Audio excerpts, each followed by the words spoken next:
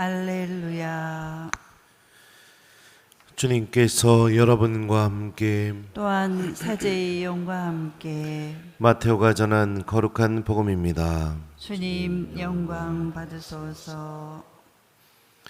그때 어떤 사람이 예수님께 다가와 스승님, 제가 영원한 생명을 얻으려면 무슨 선한 일을 해야 합니까? 하고 물었다.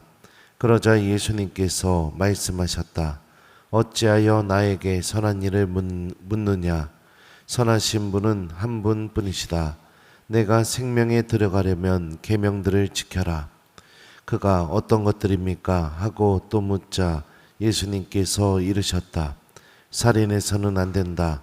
간음해서는 안 된다. 도둑질해서는 안 된다. 거짓 증언을 해서는 안 된다. 아버지와 어머니를 공경하여라. 그리고 내 이웃을 너 자신처럼 사랑해야 한다는 것이다. 그 젊은이가 그런 것들은 제가 다 지켜왔습니다. 아직도 무엇이 부족합니까? 하고 묻자 예수님께서 그에게 이르셨다. 내가 완전한 사람이 되려거든 가서 너의 재산을 팔아 가난한 이들에게 주어라. 그러면 내가 하늘에서 보물을 차지하게 될 것이다. 그리고 와서 나를 따라라. 그러나 그 젊은이는 이 말씀을 듣고 슬퍼하며 떠나갔다. 그가 많은 재물을 가지고 있었기 때문이다. 주님의 말씀입니다. 그리스도님 찬미합니다. 오소서 성령님, 오늘부터 일독서가 판관기가 이제 선포가 됩니다. 이 판관기 읽어보신 분들은 아시겠지만 하느님께서 이스라엘의 어려움 속에서 또 이스라엘이 위협이 닥치게 될 때 판관을 세워주시고 그를 통해서 이스라엘을 구원한 이야기들이 펼쳐지게 되는데요. 이 판관기에 담겨있는 가장 기본적인 신학적인 메시지가 오늘 일독서에 나와요. 그게 뭐냐면 자 보죠. 어디야? 예. 자 15절 보면요. 주님께서 이르신 대로 주님께서 그들에게 맹세하신 대로 그들이 싸우러 나갈 때마다 주님의 손이 그들에게서 재앙을 내리셨다. 그래서 그들은 심한 공경에 빠졌다. 자, 그리고 또 16절 주님께서는 판관들을 세우시어 이스라엘 자손들을 약탈자의 손에서 구원해 주시도록 하셨다. 그 다음 구절이요. 그런데도 그들은 저희 판관들의 말을 듣지 않았을 뿐더러 다른 신들을 따르며 불륜을 저지르고 그들에게 경배하였다. 그들은 저희 조상들이 주님의 계명에 순종하며 걸어온 길에서 빨리도 벗어났다. 그들은 조상들의 본을 따르지 않았다. 이런 순이에요. 그러니까 이게 뭐냐면 이스라엘이 1단계 우상 숭배에 빠지게 됩니다. 그리고 하느님 계명과 아무 상관없는 삶을 살아가요. 그러자 어떤 일이 벌어지게 되느냐? 어려운 일들이 벌어지게 됩니다. 판관기는 그걸 주님께서 그들에게 심판을 내리셨다고 이렇게 생각을 합니다. 힘들고 어려운 일이 생기게 되자 이스라엘 사람들은 어떻게 하느냐? 곧바로 하느님께 울부짖습니다. 도와달라고, 살려달라고. 그래서 하느님이 판관을 보내요. 판관을 세우셔요. 그래서 그 판관과 함께 계시면서 이스라엘이 고통받고 또 어려움 속에 빠지게 하는 그 모든 것들을 이겨내게 해주십니다. 그리고 난 뒤에는 어떤 일이 벌어질까요? 어떻게 하느냐?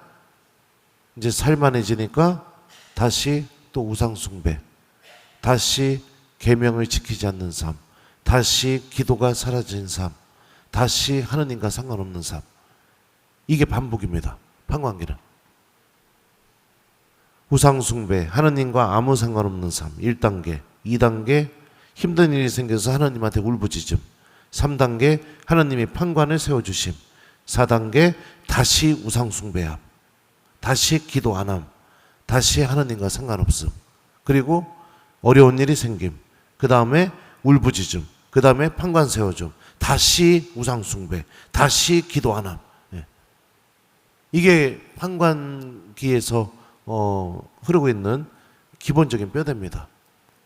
우리는 이 판관기가 고백하고 있는 이 전체 이 스토리 안에 담겨 있는 이 중심 메시지가 뭐냐면 하나님의 성실하신 사랑을 판관기로 이야기하고 있는 겁니다. 힘든 일 생길 때마다 주님께 매달려서 붙잡고 기도하고 울부짖고 그리고 나서 하나님께서 은총을 베풀어 주시니까 다시 등 돌려버리고 우상 숭배하고 기도 안 하고 인간은 계속해서 이렇게 살아가고 있는데 그럼에도 불구하고 하나님은 그런 이스라엘을 떠나지 않고 끝까지 그들과 함께 계시면서 그들이 울부짖을 때마다 판관을 세워주시면서 그들에게 알려주시는 거죠. 내 힘만으로는 살아갈 수 없고 하나님께 의지할 수밖에 없다는 것을 가르치고 계시는 겁니다. 그러면서 아주 성실하게 이스라엘을 사랑해 주시는 이 하나님의 사랑이 드러납니다. 어쩌면 우리들의 삶을 이렇게 보여주는 것처럼 보여집니다. 우리들도 일상의 삶 안에서 보면 하나님과 아무 상관없이 살아가는 경우들이 있죠. 그러다가 삶 안에서 어렵거나 힘든 일이 생기게 되면 그제서야 묵주 들고 주님께 매달리고 기도하고 그래서 하나님의 은총을 얻고 다시 살만해지니까 기도도 사라지고 하나님에 대한 사랑도 사라지고 그러다가 또 힘든 일 생기면 또 다시 묵주 들고 하나님 붙잡고 매달리고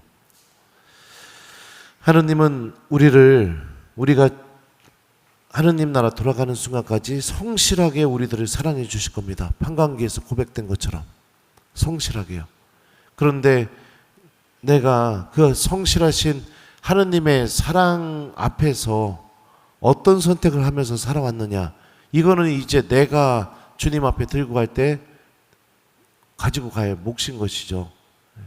필요할 때만 주님을 붙잡을 줄 아는 믿음, 이게 아니라 하나님과 함께 삶을 살아가는 그런 믿음, 그 믿음을 우리가 꼭 배워야겠죠.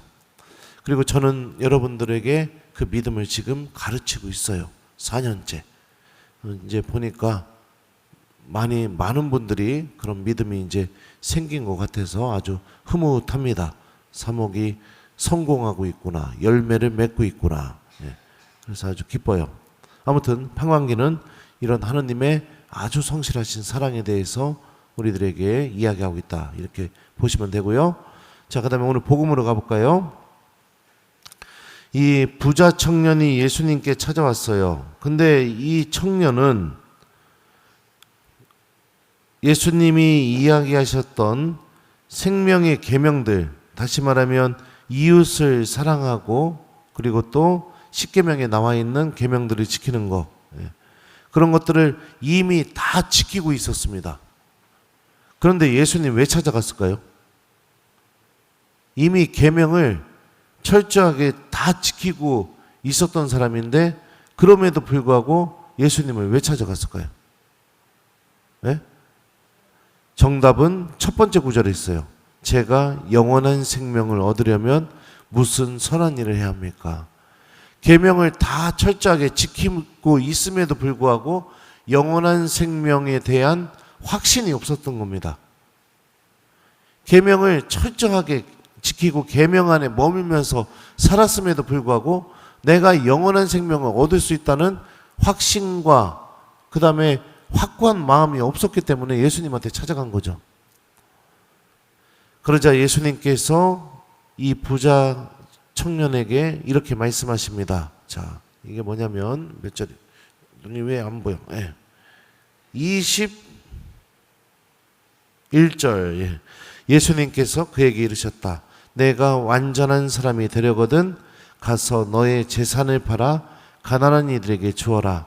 그러면 내가 하늘에서 보물을 차지하게 될 것이다. 그리고 와서 나를 따라라. 자, 이 말씀을 보게 되면 계명을 철저하게 지켰음에도 불구하고 영원한 생명을 얻을 수 있다는 확신이 없는 이에게 주님께서 해주신 말씀은 자선입니다. 자선. 그러니까 자선이 갖고 있는 힘이 무엇이냐? 내가 영원한 생명을 얻을 수 있다는 특징이 내 안에 들 수 있게 해주는 힘을 갖고 있다는 거예요. 계명을 지키는 삶이 지향하고 있는 하느님 나라로 향하고 있다는 그 신비와 그 다음에 내 안에서 들어가는 이 확고한 그 믿음, 이 모든 게 무엇을 통해서 완성이 되느냐? 자선을 통해서 완성이 된다는 겁니다. 그러니까 여러분들 신앙생활 하면서 혹시라도 내가 계명을 다 지키고 있고 그날 해야 할 기도도 다 하고 있고 그럼에도 불구하고 내 신앙생활이 만약에 무미건조하다, 메말라간다, 무료하다, 하느님이 계신지 모르겠다, 내가 계명도 다 지키고 기도도 열심히 하고 있음에도 불구하고, 그러면 무엇을 해야 되느냐? 자선하십시오. 여러분들이 갖고 있는 거 예수님 말씀대로 팔아서 남들에게 좀 줘보십시오. 그러면은 여러분들 신앙생활이 완전해지게 될 겁니다. 그리고 하느님께서 나와 함께 계시고 또 하느님 나라에 내가 초대받았고 그 나라를 차지하게 된다는 확신도 들게 될 겁니다. 이게 자선이 갖고 있는 힘입니다. 계명은 내 의지로 하느님과 관계를 맺고 또 하느님 안에 머무는 것이라면, 자선은 내 믿음이 내 안에서 힘을 일으켜서 하느님 안에 확고하게 머물고 있다는 것을 내 스스로에게 체험시켜주는 그런 힘과 같다고 볼 수 있죠. 나눠주다 보면 여러분들 나눔을 많이 실천하시는 분들은 공감하실 거예요. 나누다 보면 마음도 기뻐지고 내가 사랑받고 있다는 느낌도 느끼게 됩니다. 주변 사람들에게 뭐 이렇게 나눠주고 하면은 사람들이 행복해하고 좋아하고, 그러면 나도 행복하고 기쁘죠. 그리고 내가 사랑받고 있구나, 이런 느낌도 느끼게 되죠. 아무튼 그래서 자선은 계명을 지키는 삶을 완성시켜준다. 하느님과의 관계에서 내가 하느님께서 주시는 영원한 생명을 확고하게 체험하고 차지할 수 있다는 것을 느끼게 해준다. 이게 자선이 갖고 있는 힘이죠. 자, 그래서 오늘 일독서는 하느님의 성실하신 사랑에 대해서 이야기하고 있고, 복음은 자선이 갖고 있는 힘에 대해서 이야기하고 있습니다. 근데 오늘 복음 마지막을 보게 되면 어떡하죠? 이 젊은이는 어떡합니까? 이 말씀을 듣고 슬퍼하며 떠나갑니다. 영원한 생명을 갈망해서 예수님을 찾아왔고 그것을 차지할 수 있는 방법도 예수님께 들었음에도 불구하고 어떻게 해요? 슬퍼하면서 예수님을 떠나갑니다. 그 이유가 뭐예요? 많은 재물을 가지고 있었기 때문입니다. 이처럼 돈은 하느님을 떠나게 만드는 힘을 갖고 있죠. 그러면 현명한 신앙인은 어떤 삶을 살아야 될까요? 자꾸 내가 가난해지게 살아가는 겁니다. 내가 자꾸 스스로 가난해지게 살아가는 거. 그렇게 될 때 우리는 마음으로부터 예수님을 떠날 수 있지 않게 되겠죠. 그러니까 나누어 주세요. 바라지 마시고 나누어 주세요. 특히 노년에 접어드신 교우 여러분들, 나누어 주세요.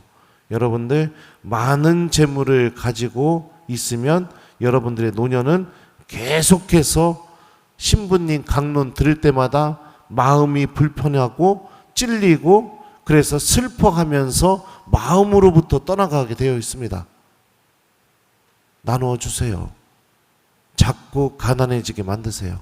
이게 영원한 생명을 얻고 예수님을 떠나지 않게 해주는 길입니다. 자, 그러면 하느님의 일독서는 하느님의 성실하신 사랑에 대해서 이야기하고 있으니 오늘 하루 여러분들 내가 주님께 사랑받고 있다는 것을 기억하면서 살아야겠죠. 내가 기도를 못했어도 못났어도 죄 속에 있어도 하느님은 이스라엘이 울부짖을 때마다 판관을 세워주시고 성실하게 그들을 구원으로 인도하신 분이시라는 게 판관계에서 드러나니까요. 그런 하느님의 사랑에 주인공이라는 것을 기억하고, 이게 인류독서를 실천하는 방법이죠. 그 다음에 복음. 오늘 우리는 부자 청년처럼 돈 때문에 하느님을 버리는 일이 있어서는 안 되겠죠. 돈에 대한 욕심 때문에 기도를 안 하거나, 돈에 대한 욕심 때문에 하느님의 계명을 어기거나, 돈에 대한 욕심 때문에 예수님을 떠나는 그런 선택을 하거나 그러면 안 되겠죠. 하느님께서 나를 성실하게 사랑하고 계시다는 것을 믿고 돈 때문에 하느님을 떠나는 사람이 아니라 그 돈을 이웃들에게 나눠줄 수 있는 그런 오늘 하루를 보내면 오늘 말씀이 완벽하게 여러분들의 믿음 안에서 이루어지고 또 성취되게 될 겁니다. 그래서 오늘 하루 좀 베푸는 하루, 이웃들에게 좀 나눠줄 줄 아는 하루, 그리고 하느님께서 나를 성실하게 사랑하고 계시다는 것을 기도할 때마다 기억하고 또 믿는 하루, 오늘 그렇게 보내봤으면 좋겠습니다. 자, 내가 완전한 사람이 되려거든 가서 너의 재산을 팔아 가난한 이들에게 주어라. 그러면 내가 하늘에서 보물을 차지하게 될 것이다. 그리고 와서 나를 따라라. 아멘.